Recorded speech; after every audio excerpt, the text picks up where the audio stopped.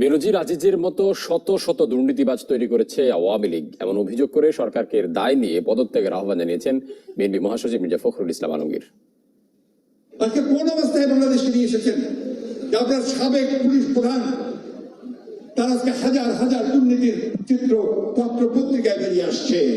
একজন বেনজির তো নয়, একজন আজিজ নয়, অসংখ্য বেনজির আজিজ আপনারা তৈরি করেছেন, যারা বাংলাদেশকে লুট করে খাচ্ছে। বন্ধুগণ, একটাই কাজ, লুট করা।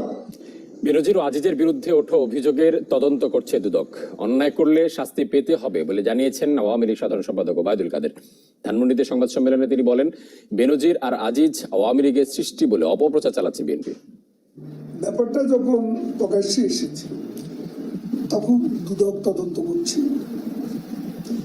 এবং তদন্ত শেষে নিশ্চয়ই মামলা করবে এবং যে যতটা করেছে অপকর্ম অপরাধ, সেই জন্য শাস্তি তাকে পেতেই হবে। আমাদের দেশপ্রেমিক সেনাবাহিনীর প্রতি এবং দেশের ভাবমূর্তি সবই ক্ষুণ্ণ হয়। তাই একটা সেনাপ্রধানের বিরুদ্ধে যখন এই ধরনের অভিযোগ প্রকাশিত হয়, এখানে কি ধরনের অভিযোগ সেটা অনুসন্ধান গ্রহণের জন্য আমরা দুদককে অনুসন্ধানের জন্য উদ্যোগ নিতে আবেদন করেছি। দুদক যদি এ বিষয়ে অনুসন্ধান না গ্রহণ করে তাহলে আমরা মহামান্য হাইকোর্টে রিট পিটিশন দায়ের করব। দুদক চেয়ারম্যান সাংবাদিকদের জানান, আজিজ আহমেদের বিরুদ্ধে ওঠা অভিযোগ পর্যালোচনা করা হবে। দুদকের শিডিউলভুক্ত যদি কোনো অপরাধের অভিযোগ থাকে, সেই দুদকে তো ওটা আমাদের নেওয়া ছাড়া তো বিকল্প কিছু নাই। আমরা দেখবো, অভিযোগটা পরীক্ষা করে দেখবো। দুর্নীতির যেই আগুনে পুড়তে শুরু করেছেন সাবেক সেনা ও পুলিশ প্রধান, তা কোথায় গিয়ে দাঁড়ায় সময়ই বলে দেবে। মাসুদুর রহমান, চ্যানেল 24, ঢাকা। কলকাতার সঞ্জীভা গার্ডেনের সেপটিক ট্যাঙ্ক থেকে উদ্ধারকৃত টুকরো মাংস এমপি আনোয়ারুল আজিম আনারের কিনা তা পরীক্ষার জন্য পাঠানো হয়েছে ফরেনসিক বিভাগে। ডিএনএ পরীক্ষার জন্য এরই মধ্যে কলকাতায় ডাকা হয়েছে এমপি কন্যা মুমতারিন ফিরদৌস ডরিনকে।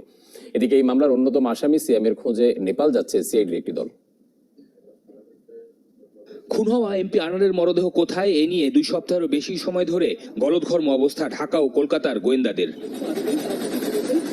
যখন বাংলাদেশের গোয়েন্দা পুলিশের প্রধান সহ একটি দল ঘটনা তদন্তে কলকাতায়, তখন নিউ টাউনের সঞ্জীবা গার্ডেনের সেপটিক ট্যাঙ্কে পাওয়া গেল টুকরো টুকরো মাংস। তা খুন হওয়া এমপি আনারের কিনা নিশ্চিত হতে ডিএনএ পরীক্ষার জন্য পাঠানো হয়েছে ফরেনসিক বিভাগে। ডিএনএ পরীক্ষার জন্য এরই মধ্যে সংসদ সদস্য আনোয়ারুল আজিম আনারের মেয়ে মুমতারিন ফেরদৌস ডরিন ও ভাইকে কলকাতায় ডাকা হয়েছে। আজকের মধ্যে আমি হয়তো এই পাসপোর্টটা হাতে পেয়ে যাব। পাওয়ার পরপরই যদি কিছু মানুষ পাকিস্তানকে এখনো তাদের প্রেমের জায়গায় রেখেছে। হানি, বাংলাদেশের কিছু মানুষ পাকিস্তানকে এখনো তাদের প্রেমের জায়গায় রেখেছে বলে মন্তব্য করেছেন আওয়ামী লীগের যুগ্ম সাধারণ সম্পাদক মাহবুব আলম। সেসব মানুষকে পাকিস্তান সহ বিভিন্ন দেশের প্রতি প্রেমের আবেগ কমিয়ে বাংলাদেশের প্রতি টান বানানোর আহ্বান জানিয়েছেন। শনিবার রাজধানীর রমনা ইঞ্জিনিয়ার্স বাংলাদেশ রবীন্দ্রনাথ ঠাকুরের 163তম জন্মবার্ষিকী এবং জাতীয় কবি কাজী নজরুল ইসলামের 125তম জন্মবার্ষিকী উপলক্ষে বঙ্গীয় সাহিত্য সংস্কৃতি সংসদ অনুষ্ঠানের এসব কথা বলেন তিনি। মাহবুবুল আলম হানিফ বলেন, বাংলাদেশের কিছু মানুষের কথা ও কাজে পাকিস্তানের বহিঃপ্রকাশ এখনো দেখা যায়। এই স্বাধীন দেশে বাস করে এখনো তাদের মাঝে পাকিস্তান প্রেম দেখা যায়। কিছু মানুষ পাকিস্তানকে এখনো তাদের প্রেমের জায়গায় রেখেছে, আবার কিছু মানুষের মাঝে আমাদের পাশের দেশের প্রতি এখনো প্রেমের আবেগটা রক্ষিত আছে দেখা যায়। আমাদের দেশটাকে ভালোবাসছে কে? এত ত্যাগের বিনিময়ে আমাদের দেশের প্রতি টানটা কোথায়? হানিফ বলেন, আপনাদের প্রতি আমার অনুরোধ থাকবে এই দেশটাকে আমরা ভালোবাসি।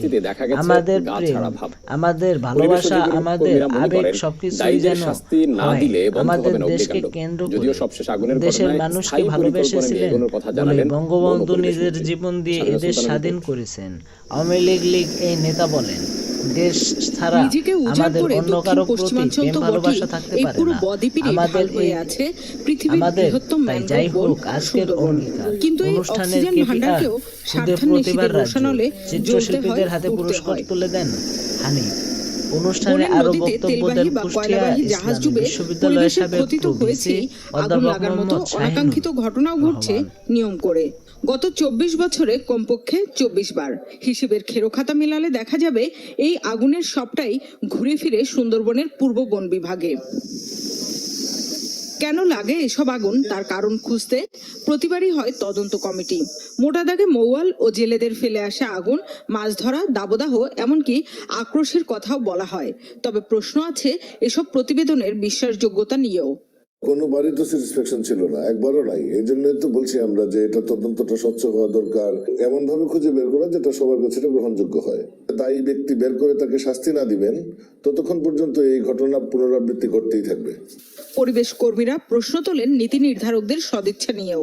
স্ট্র্যাটেজিক এনভায়রনমেন্টাল অ্যাসেসমেন্টে সুন্দরবনের ইকোলজিক্যাল ক্রিটিক্যাল এরিয়া বাদ দিয়ে দেওয়া হয়েছে। সরকার যদি সৎভাবে সুন্দরবন রক্ষা করতে চাইতো তাহলে তারা সুন্দরবনের আশপাশে যে সমস্ত ক্ষতিকর ঘটনা ঘটছে সেটাকে আইডেন্টিফাই করে ওটা রেমেডি করার চেষ্টা করত।